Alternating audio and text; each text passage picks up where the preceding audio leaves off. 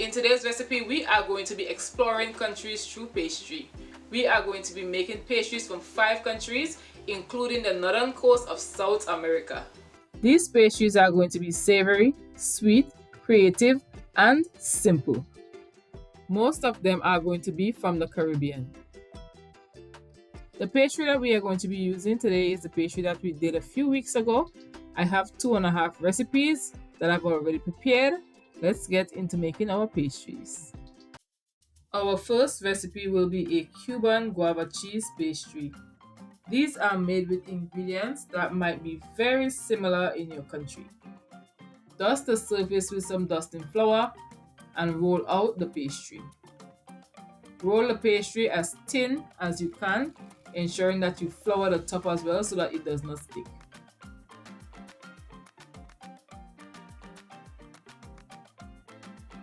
I like to measure the pastry using a measuring tape or a ruler to ensure that I get as much as I wish out of one roll of pastry. This is guava paste. In some countries it is also known as guava cheese. We have some slices along with some cream cheese slices.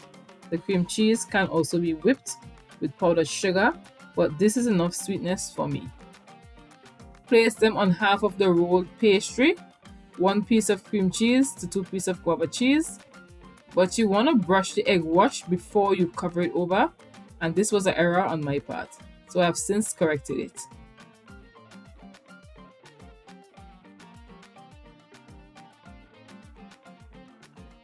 Cut in the center. This is one of the easiest methods that I find to make square pastries. And you want to cut across, trim as you go. These pastries can be made smaller if you wish. And I got 6 pastries. Do you call it guava cheese or guava paste in your country? Let me know in the comments. These are very delicious because the guava and the cheese will come together when it's baking and flood the center of the pastry. Brush them with some egg wash on a baking tray with parchment paper. Poke 3 air holes into each one. And we are going to bake these at 350 degrees Fahrenheit until they are nice and golden, which should take about 30 minutes. These pastelito de guayaba cannot be completed without a simple glaze. So we are adding some water to a pot, some granulated sugar, and stir it on medium heat to let it reduce for about 5 minutes. Once it has reduced, it should begin treading, slightly sticky. Allow it to cool, and once the pastries are done, simply brush on that sticky sweet glaze onto them. The written recipes will be below. Today I'm going to be showing you the creative side of Jamaica with this delicious plantain tart. We are going to use these 2 ripe plantains to make some delicious plantain tarts. I've since peeled the plantains and I'm going to remove the seeds because I find it to be a little bit hard because we are going to be mashing these plantains. I'm using my half teaspoon to simply scrape them out. Add them to a pot with some water, and I'm adding about 3/4 cup of water to cook the plantains. Turn on the stove on medium heat, and once the water comes up to temperature, we are going to spice these up with some cinnamon, some dark vanilla, and just a touch of nutmeg to kick things up a little bit. Flip them as they go along, and although plantain is a little bit sweet, I'm still adding 2 tablespoons of brown sugar because once they are eaten with the flour, the sweetness tends to be on the lighter side. The amount of sugar added would depend on the sweetness level of the plantain. Add some food coloring and we're going to give them a good mash. You can also use your food processor to make it extra smooth and extra creamy. If I'm going to be using my food processor to mash, then I won't remove the seeds of the plantains. Let the filling cool while we prepare our pastry. These tarts are going to be in a semicircular shape. The best cookie cutter that I have ever used is a mug cover, and I own quite a few cookie cutters. I'm using my cookie cutter to cut out about 10 circles. One may think that using plantains in pastries is quite crazy, but kudos to the person who developed the recipe. It was a brilliant idea. Remove the excess pastry. When using the mug cover to cut pastry, The pastry does not shrink at all. And we are going to give it an extra roll to spread things out just a bit. I once worked with a Jamaican guy who told me that he made plantain tarts. And believe it or not, I thought it was crazy until I tried it. It's so good, especially when you add a little bit of salt to balance out the sweetness a bit. Add the plantain filling on one side of the pastry. Then we're going to brush with some egg wash to seal.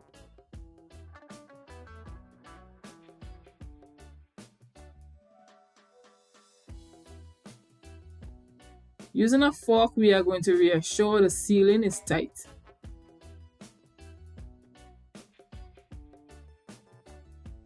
Place on a baking tray. Brush them with egg wash.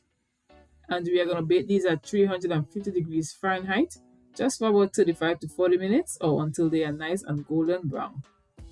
These plantain tarts are very creative, but they are very, very delicious. We are moving from the sweetness of Jamaica into the savoriness of Trinidad and Tobago with this delicious cheese pie. For the filling, we are going to be using 1.5 cup of grated smoked cheddar cheese for extra flavor, pimento peppers chopped, grated onion, some granulated garlic, chopped green onions, black pepper, and this right here is some homemade honey mustard that I just whipped up because I had none. This was made with mustard powder, white vinegar, and honey. In goes 3/4 tablespoon. I am opting out of the mayo and using some garlic aioli for some creaminess. The garlic aioli also adds a ton of flavor. And of course, some of the homemade hot sauce that you can find right here on my channel. Combine everything in one big mix using a spoon. Don't forget to add a good pinch of salt so that when it's eaten, it has good flavor.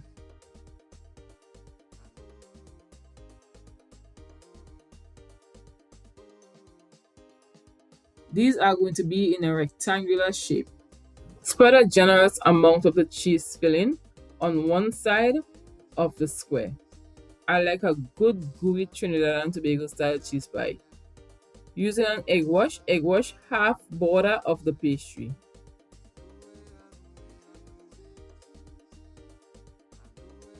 Then we will close them up and start giving them a good press.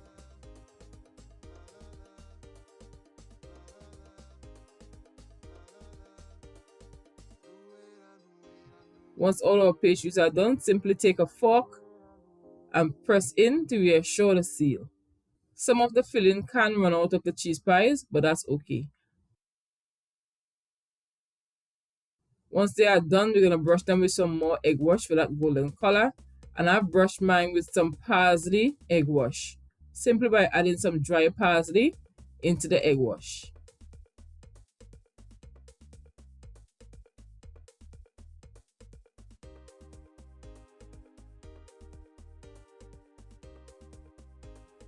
We are going to bake these at 350 degrees Fahrenheit until they are nice and golden. The end product should be flaky and soft with loads and loads of flavor. Once you break into them, this is the big reveal. If you have gotten this far into the video, be sure to give the video a thumbs up, which helps my channel to grow, help me to grow, and to help me bring better content. It also helps me to reach more people. Using the same pastry, let's take a trip to Guyana with Guyanese pine tart. I have a short crust pastry recipe that I will also leave at the end of the video. We will be using one medium-sized, very sweet, fresh, ripe pineapple in this recipe. Let's puree the pineapple. The canned pineapple can also be used. Add the pureed pineapple into a pot and we are going to be adding some sugar. In this case, I am using brown sugar and granulated sugar. We are adding some spice, cinnamon, and vanilla, and it's going to be everything nice. Also add a pinch of salt to balance things out. This is a homemade jam, So we will let this come up to temperature on medium heat, otherwise it's going to splatter all over the place. And this is the consistency that you are looking for. It's not runny. I've left this to reduce for about 15 to 20 minutes. Place it into a bowl, allow it to cool simply by putting it in the refrigerator. Once it goes into the refrigerator, it thickens up nicely. This is what it should look like. The short crust pastry for this is often used. Since I already have my laminated pastry, that's what I'm going to be using. Place a generous amount of filling in the center of each circle that we would have cut with our mock cover. And we are going to make a triangle. The beauty about pastries is that they come in so many different shapes and sizes. Simply by folding over the lip of the pastry all the way around. Once you fold the lip of the circle 3 times, it should give you a triangle. Bring the bottom up, leaving a hole in the center, and that's going to be the breathing hole.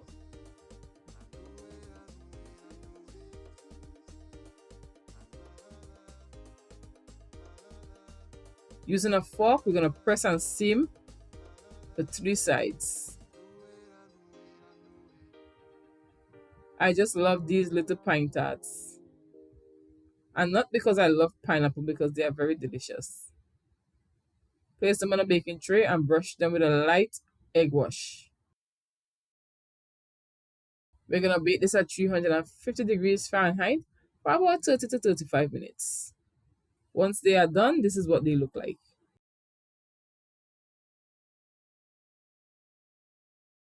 We started with guava cheese and we are going to be ending with some strawberry jam.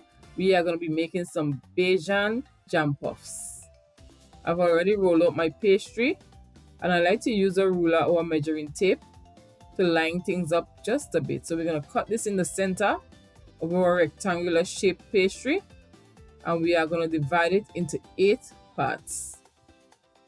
Brush the seams with egg wash and we are getting ready to stick these down. Place the jam on each corner of the pastry and we're going to fold these over into a beautiful triangle. Press the seams in as you go along. I like to use my fingers to do this, and this gives me a beautiful guide, and it also helps the jam from seeping out. Using a knife or a cutter, we're going to trim the edges and then we're going to use a fork to press. In Barbados, these are called jam puffs, but where I grew up in Tobago, these are called jam tarts. What do you call them in your country? Place these on a baking tray and we're going to brush them with some egg wash. After the egg wash, we're going to add a little bit of sugar on top and we are going to bake these in the oven at 350 degrees Fahrenheit for about 40 minutes. Once they are done, allow them to cool a little bit. Then you want to break into them to reveal that flakiness. Alright, and that's it for today.